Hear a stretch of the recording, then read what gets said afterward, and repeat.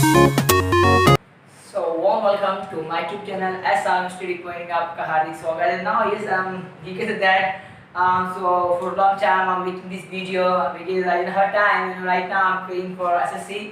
So मैंने जैसे कि आपको कुछ प्रीवियस क्लास में पढ़ाया था पार्ट 4 तक या पार्ट 3 तक मैंने आपको पढ़ाया था और मैंने उसमें आपको किस तरह 1998 की घटनाएं जो ऑपरेशन थे उसको बताया था. मैंने कहा था कि आपको सारे ऑपरेशन क्लियर करा दूंगा, कोई भी इसमें डाउट नहीं रहेगा.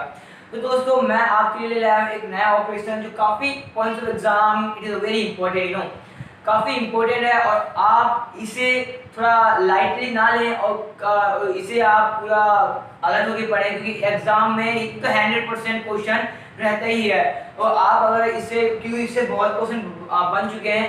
आई थिंक ये तो 6 मार्क्स में भी आते हैं, 2 मार्क्स में भी कभी कभार दे दिए जाते हैं और कुछ अनसीन पैसेज में भी इसको एक्सप्लेन करने के लिए बोल देते हैं दोस्तों. सो मैं आपके लिए एक क्वेश्चन आया हूँ, काफ़ी इम्पोर्टेंट है ना.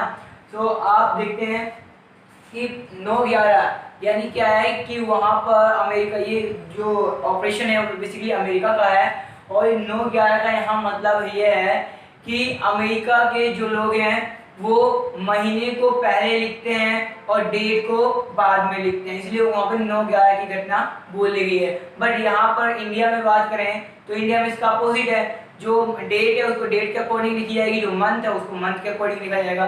तो जैसे कि दोस्तों हम देखते हैं कि 9/11 आतंकवाद के विरुद्ध विश्वव्यापी युद्ध चलाया. दोस्तों ये ऐसा युद्ध था जिस समय अमेरिका आप कह सकते हैं कि अमेरिका की इस समय जो स्थिति थी वो काफ़ी खराब थी और पहली बार उसने ऐसी प्रॉब्लम फेस की थी क्योंकि आपको पता है कि अमेरिका क्या है कि अंतर्राष्ट्रीय स्तर पर एक वर्चस्व वाला देश बन चुका था और देखते हैं कि किस तरह उसको चुनौतियों का सामना करना पड़ रहा था और कितने उसने ऑपरेशन चलाया और उसने ये शो किया कि ये I am the best and I am the powerful. Okay, तो मैं पावरफुल हूँ. तो देखते हैं दोस्तों कि इसमें क्या कहा गया है, इसे कैसे समझे मैं आपको तो सारे पॉइंट बताऊंगा क्योंकि ये हमेशा एग्जाम में पूछे जाते हैं. So now let's move ahead without wasting your time. तो 9/11 के और आतंकवाद के विरुद्ध विश्वव्यापी युद्ध देखते हैं कि दोस्तों 11 सितंबर 2001 के दिन विभिन्न अरब देशों के 19 अपहरणकर्ताओं ने उड़ान भरने के चंद मिनटों बाद 4 अमेरिकी व्यावसायिक विमानों पर कब्जा कर लिया. तो दोस्तों 11 सितंबर 2000 ये 1 की बात है. इस समय क्या हुआ कि 19 अपहरणकर्ताओं जो अरब के थे उन्हें क्या किया, अमेरिका के प्लेन को हाईजैक कर लिया. अपहरणकर्ताओं ने क्या किया कि उस अपहरणकर्ता थे उसने क्या किया कि अमेरिका के प्लेन को हाईजैक कर लिया. ठीक है दोस्तों, आप देखते हैं कि अपहरणकर्ताओं ने इन विमानों को अमेरिका के महत्वपूर्ण इमारतों की सीध में उड़ाकर ले गए. ठीक है दोस्तों, जैसे कि जो 19 अपहरणकर्ताएं थे उन्होंने क्या किया कि जो अमेरिका के विमानों को क्या किया कि पहले तो उन पर हाईजैक कर लिया और फिर क्या किया अमेरिका की डायरेक्ट सीध में उड़ाकर ले गए क्योंकि उनका जो टारगेट था उनका उन्होंने जो एरोप्लेन पर हाईजैक किया था उनका टारगेट था कि इसे समाप्त कर देना. जिसके कारण क्या हुआ कि वहां पर लगभग आई थिंक 3000 के आसपास लोग मारे गए थे इस दुर्घटना में. तो ये काफ़ी इंपॉर्टेंट एग्जाम काफ़ी इंपॉर्टेंट है और प्रीति को हिस्ट्री के अकॉर्डिंग देखें ये भी काफ़ी पुरानी भी है और काफ़ी इंपॉर्टेंट भी है. ठीक है, पुरानी नहीं कहेंगे, 2001 की बात है ये. आई थिंक 1870 ये काफ़ी इंपॉर्टेंट है दोस्तों.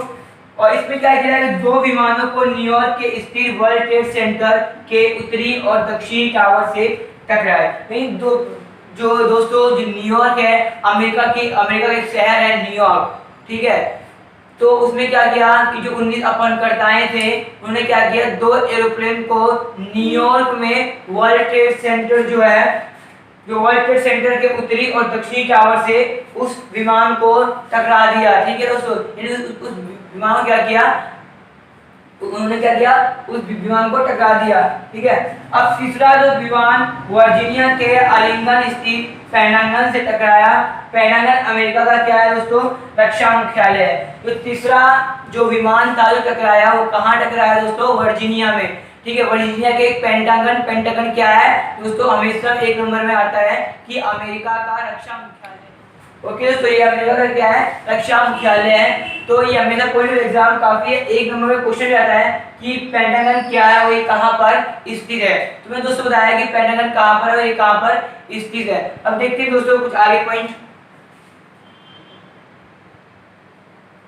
अब दोस्तों देखते हैं कि चौथा विमान को अमेरिकी कांग्रेस के मुख्यालय इमारतों से टकराना था, लेकिन वे पेंसिल्वेनिया के एक खेत में गिर गया। यानी जो अरेबियन जो 19 अपहरणकर्ता थे, उन्होंने ये प्लानिंग बनाई कि ये वाला जो विमान है वो उन्हें कहां पर टकराना था, वो उन्हें अमेरिका के कांग्रेस मुख्यालय से टकराना था। लेकिन वो क्या किया कि अमेरिका के पेंसिल्वेनिया खेत में जाकर वो विमान गिर गया। ओके दोस्तों, और इसमें बताया गया कि इस हमले में क्या हुआ, लगभग 3000 के आसपास लोग मारे गए। और ये सबसे अमेरिका के लिए कह सकते हैं दोस्तों सबसे त्रासदी के लिए काफी खतरनाक ये मूवमेंट था, क्योंकि इससे पहले उसने ऐसा मूवमेंट नहीं छेड़ा, ऐसा मूवमेंट उसने फेस नहीं किया था।